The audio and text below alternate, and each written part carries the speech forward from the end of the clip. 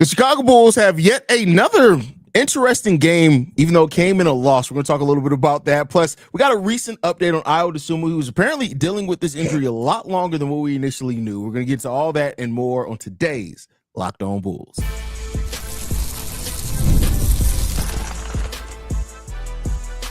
You are Locked On Bulls, your daily Chicago Bulls podcast. Part of the Locked On Podcast Network, your team every day. Thank you for tuning in to Locked On Bulls, member of the Locked On Podcast Network, where it's your team every single day. That's Pat, the designer, host, and creator of the Windy City Breeze, and host of the Chicago Bears podcast over at ESPN 1000. I'm Hayes, host and creator of Chicago Bulls Central, Chicago Bears Central YouTube pages and podcasts. Pat, the Bulls last night, me and you knew that we had an inkling that it was going to be an absolute massacre. And the Bulls switched up, though. Hey, listen, the Bulls actually, though, it was tied in the fourth quarter. They competed for the majority of that game. If it wasn't for a 32-10 run at the 6.5 minute mark to the end of that game, the Bulls were in that game for the majority of the Cavs were going runs, the Bulls were going runs, and it just was a very fun, entertaining game. But then in the fourth quarter of that game, Jared Allen and Javonte Green said, "Oh yeah, no." And the Bulls had nothing to do after that. Listen, when I tell you, I was fully preparing to get ready and do the show, and I was like, they're gonna win. Like, dare I say, I had some hope, Hayes. I was like, the defense that the Bulls were playing, especially to start the game, I thought they played some solid defense in the second quarter. I was like, oh snap, these mugs are actually locked in. They might actually find a way to win this. Then the third and fourth quarter happened. Then look, you give up 39, you give up 43, you're gonna lose the game. I mean, that's kind of an obvious giveaway. But I'll tell you this, Hayes. This was a team last night that was missing 6 key players that they normally have running out there last night. Mm-hmm. You had Talen Horton-Tucker getting serious minutes, which, I mean, listen, bro, whenever you've got this just running. Putting up that picture is hilarious. You know what's funny? Even more so than you pulling up the picture is that Stacey King is fully embraced and locked in on calling him Unc. Like, and that's just, he's 24 years 24. Old, bro. Like, could you imagine 24 being in the problem is, at 24? It's the mustache, bro. Look at it. That's a mustache, facial hair, hairline, and combo. That is a Carl Winslow combo. That's bro. That's a civil rights mustache, bro. You know what I mean? He will overcome. That's a civil rights mustache, bro. Let me tell you, civil rights mustache is crazy. Just saying. But when you're in a position where you're getting THT getting serious minutes, Julian Phillips getting 20 minutes in the game, Javon Carter getting 15 minutes in the game, right? You know what kind of game you're expecting it to be. And I got to tell you, bro, I don't know what's happened. I don't know what has changed. I don't know who these guys are, and I know this is in a losing effort. But suddenly, this is a Bulls team that gives a damn. Yeah. And that... You can't fairly watch this team and say, and question if this team cares about winning. This team is out there competing. They're fighting hard. And I think there's a lot of reasons for that, right? Like, you got a lot of the young guys on this team that are playing for maybe just to prove that they're part of the future. You got guys like Zach Collins, who people kind of counted out. He fell out of that rotation in San Antonio.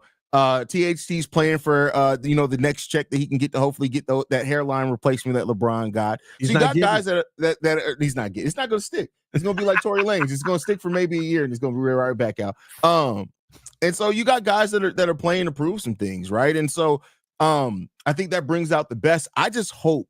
I don't want this to be a little glimmer of this team playing with hope here to finish the last 25-ish games of the season.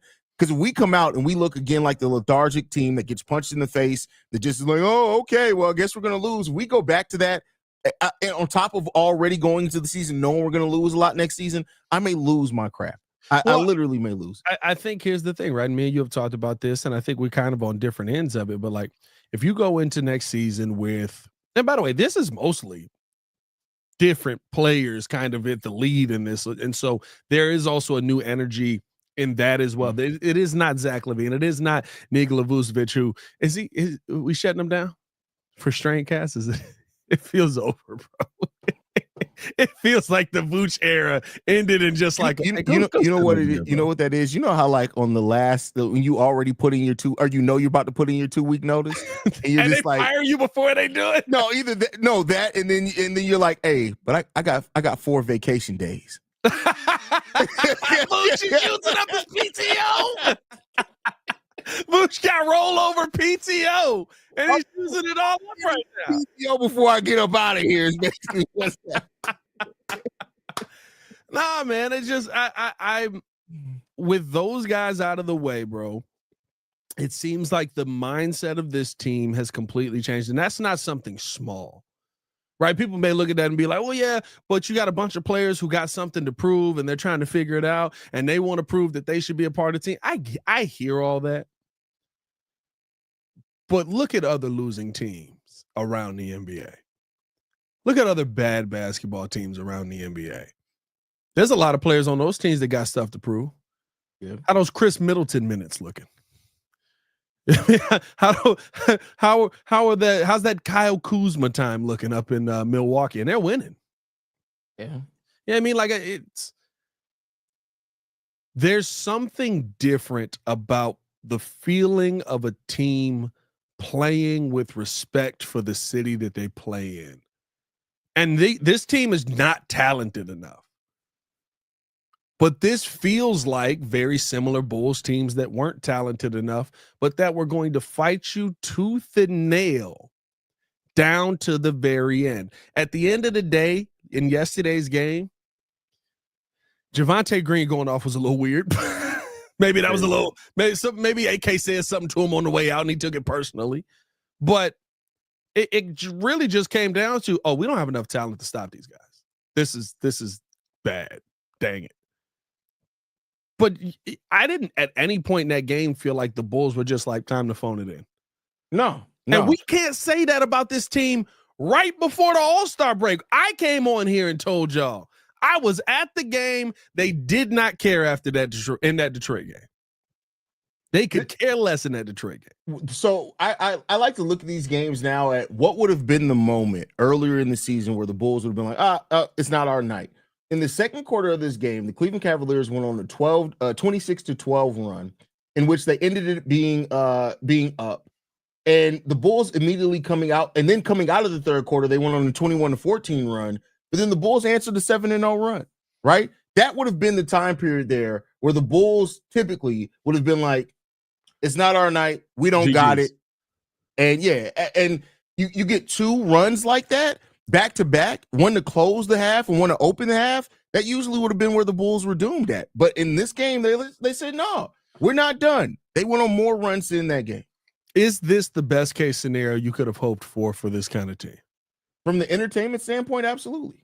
Well, I mean, entertainment, outcome, all of that, right? Because a team that's fighting and is still accomplishing the I don't win too many games out here type of thing. Because I watched the Atlanta Hawks last night. I was like, bro, y'all look bad. Jesus, like y'all might actually help us get to the 9th seed. We don't need that. Like, play better.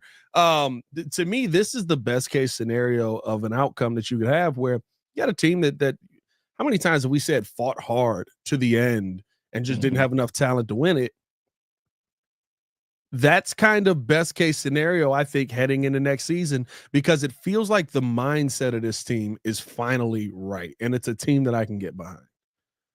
Yeah. I mean, and this is the time, if your team's going to lose, you want them to at least be fighting hard, right? You don't want them to be one of those teams where it's like, oh, they're just going to show up. They're not going to give a ton of effort. Like, this team is out there fighting, competing hard. And this is the team with the best record in the NBA. They played 61 games. They have 51 wins.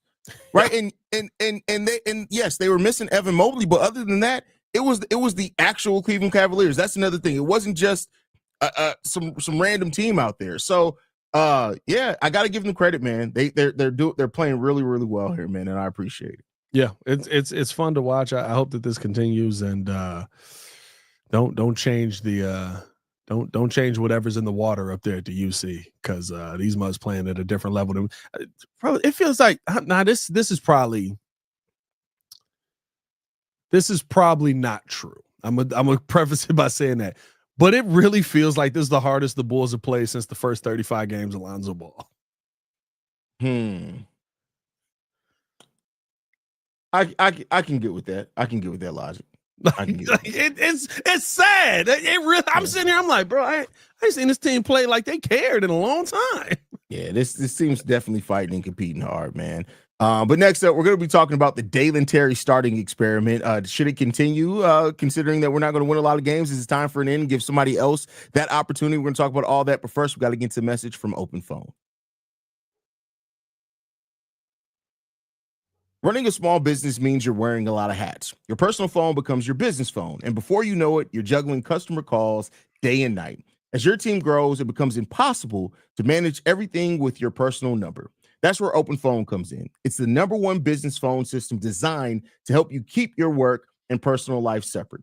For just $15 a month, the cost of a few coffees, you get complete transparency and visibility into everything happening with your business phone number.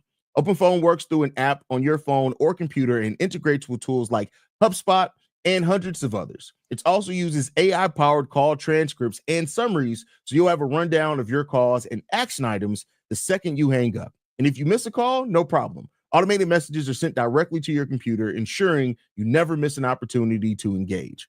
Right now, OpenPhone is offering 20% off your first 6 months when you go to openphone.com/LockedOnNBA. That's OpenPhone, OpenPhone.com/LockedOnNBA for 20% off 6 months. OpenPhone.com/LockedOnNBA. And if you have existing numbers with another service, OpenPhone will report them at no extra charge. More Locked On Bulls coming up next. Get that open phone. How was that funny? Because you know my mind, and we're brothers. We have a shorthand. You know exactly what I was thinking with that one. I'm just gonna leave it at that. What's understood doesn't need to be explained. Pat, Dalen Terry, bro. As much as we've been playing excitement from the young guys, as much as this is about development of the young guys, all that.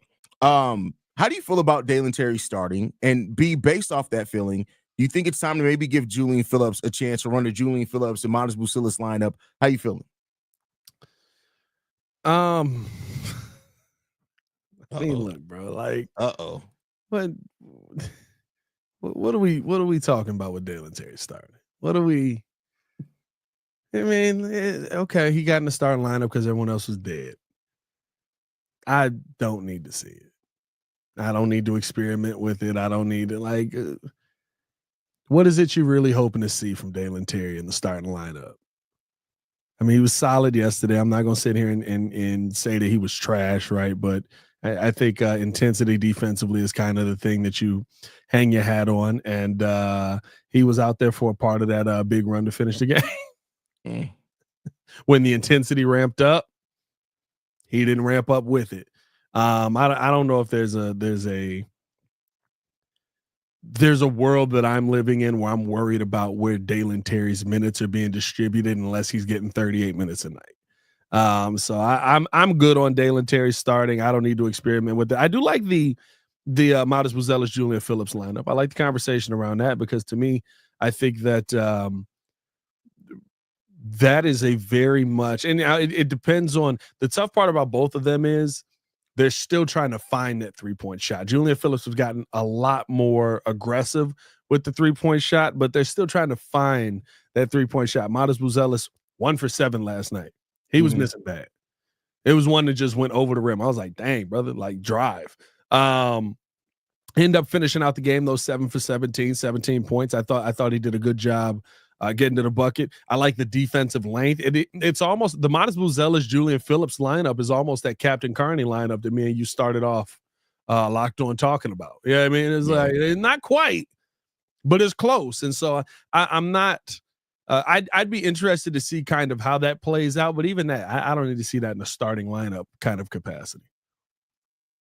Yeah, I mean, I want Dalen's played 152 games in 3 years, right? It's 82 games a season. He's basically played less than 2 seasons worth of basketball in 3 seasons. So I want to see him get minutes, but at this point, like he played, what is it, 18 minutes last night? I know it was 19 the first 16. game he started. 16 minutes. 16 minutes. If you're only going to play him 16 minutes as a starter, you might as well try somebody else as a starter. That's just my personal opinion. Regardless, I think he should still play those 16 minutes, but experiment with the more traditional lineup. Like, I get it. Playing Dalen Terry is probably the most traditional lineup. You actually got two forwards out there at the same time, but like, go with a more modern lineup. Give Julian Phillips a chance to play with Modest Buzelis. See what having two lengthy, bouncy forwards can do out there for you when you have the guards that can create like we have. So I'd be interested in seeing that just to try something different. Because it's like you clearly don't trust Dalen to play a lot of minutes, so why start him? And I think that's the thing, right? And you're hoping that the facilitating, I think, is the key trait that Dalen can bring, being able to get out on the break. The length defensively is also a little bit helpful, but there was nothing yesterday that I watched from Dalen Terry that I was like, oh my God, this is a hit, right? Like, and you can say it's about getting opportunity. It's about getting your number called. It's about getting a role specifically called for you, or plays specifically called for you. But at the end of the day, we continue to see Modest Buzelis just be like, I got the ball, I'm putting it up there. There's an opportunity for me to go out there and dominate. And we don't see that from Dalen Terry all the time. And we don't even see there's nothing Dalen Terry does that's amazing or that's great. He has nothing that he can hang his hat on that this is where I know this is my game right now. And maybe he's still trying to find that. He's still very young. There's a lot of time left.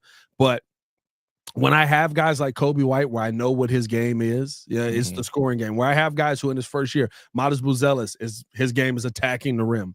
Where I have guys in Jalen Smith, where it's, hey, listen, I'm out here to get these 1.5 blocks a game or 2 blocks a game, and just clean up the scraps, get a lot of putbacks, all that stuff, right? Like I think we're too far into Dalen Terry for him still not to have some kind of defined role. I mean, listen, I'll be honest with you. Julian Phillips feels like clearly 3 and D. I don't know what Dalen is. It's like he's a fun player to have on the team, but what is he? And I think that's the part where it's like in year 4 for year 3 for Dalen. I would like to know kind of what he is at this point, even with him only playing in that limited number of games. Yeah. I mean, listen, and the thing is, like, this is not the time where you give up on Dalen. Like, you're gonna keep playing Dalen a little bit. Like, we're going younger. It is what it is. You're gonna see if he can turn into anything. You're probably gonna pick up. They've already picked up his 4th year option. He's probably gonna pick up his 5th year option. That shouldn't be a shock to anybody.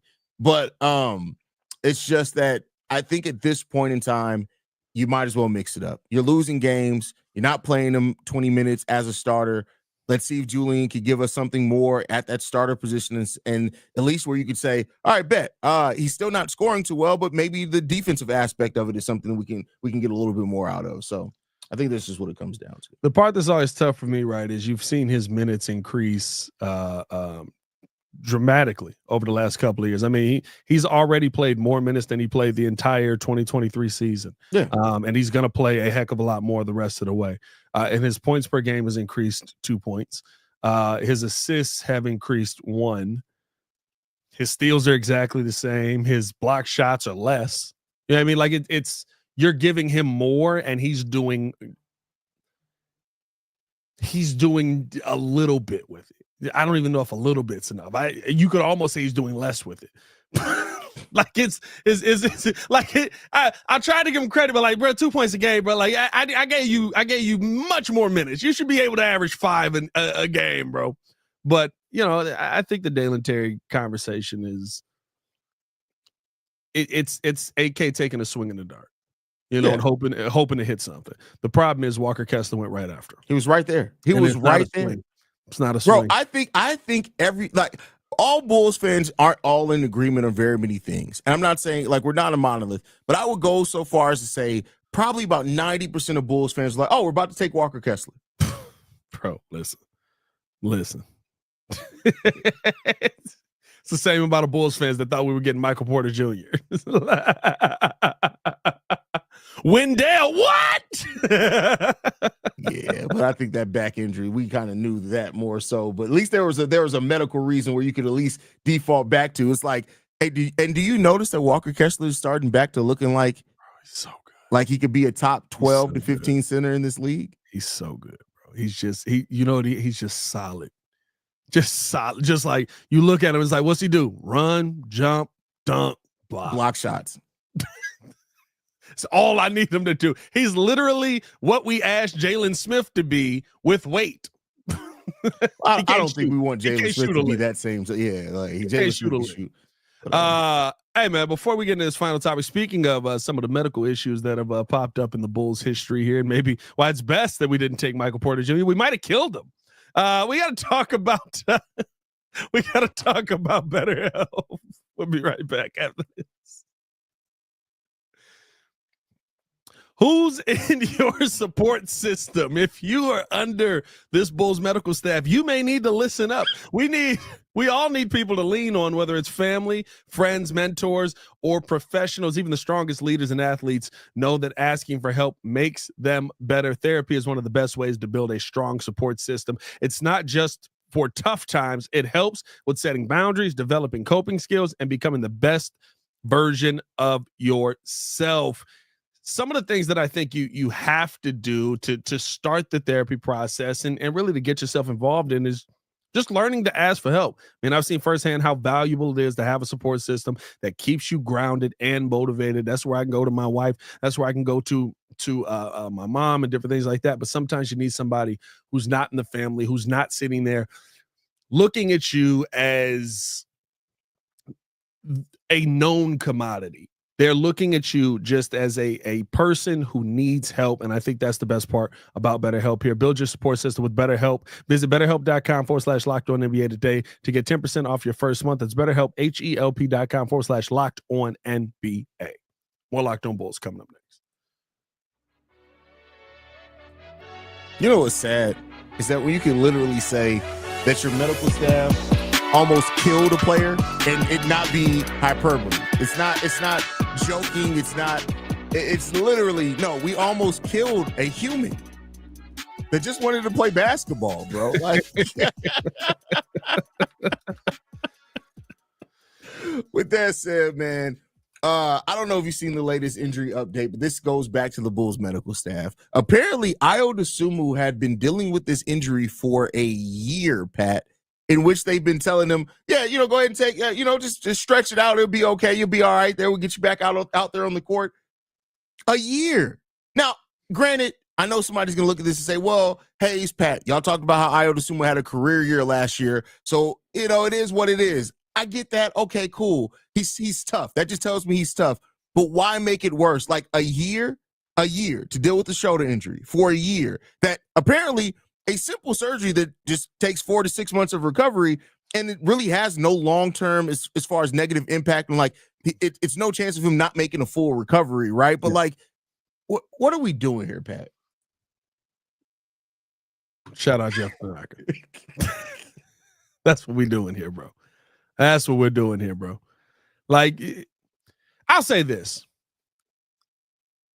I'm not going to sit here and tell you that there aren't situations where people put off surgeries or they go through different processes before they make a surgery, right? Before they end up making a decision to have surgery. But I do think that you have to have an informed decision to make. And I think for me, that's the part where I have massive question marks with this team. That's the part where I have massive question marks with this medical staff. You're not giving Ayo the information for him to make an informed decision. They're like, oh, by the way, there's this thing in the back of your arm that if you fix it, you'll be a much better player. Like now, all my mind goes to is the Cade Cunningham situation, right?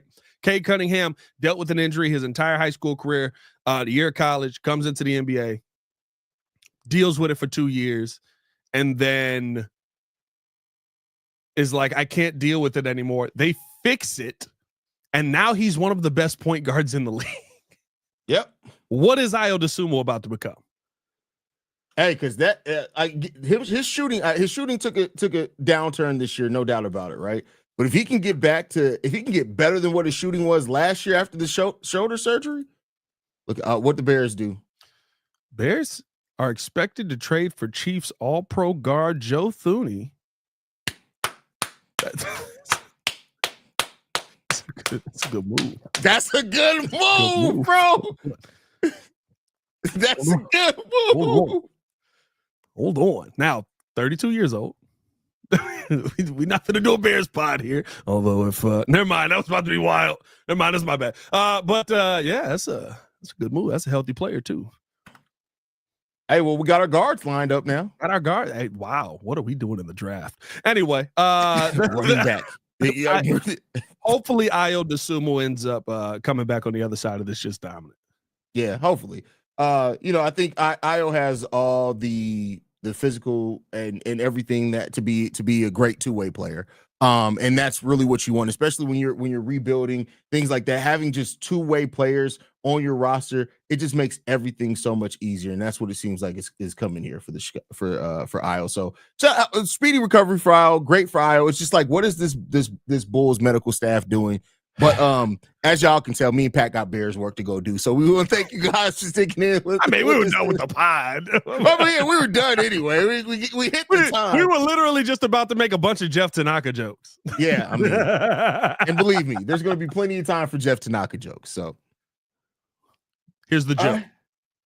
Jeff Tanaka. Jeff Tanaka is the joke. Yeah. Remember, no matter what you do on your job and how bad you are sometimes in your job, you didn't almost kill someone. Bro, he teaches now. That's what's crazy, bro. There's going to be a lot of people coming out of Northwestern that now we got to look at and be like, I think he's sending them to the Bulls. That's why it feels like Jeff Tanaka's still here. Keeping the system going. You're off that Tanaka tree, are you? Oh, you're dead. We can use you. Yeah. You killing people? Anyway, any last thoughts, Pat, before we get up out? Nah, man. Appreciate you guys for tuning in and showing love. Hit that like button, subscribe to the page, leave a 5-star review. Y'all know what to do. Follow us on everything at Locked On Bulls. You can follow me on everything at Pat the Designer. Peace, y'all. Hey, you're not gonna give me a tag? I'll just y'all can follow me at CEO Hayes. Get out of here. Locked On Bulls is free and available on every podcasting app and platform of your choices. Will YouTube, the Odyssey app, Amazon's Fire TV, Roku TV. Love you guys. Go Bulls. See red. Peace.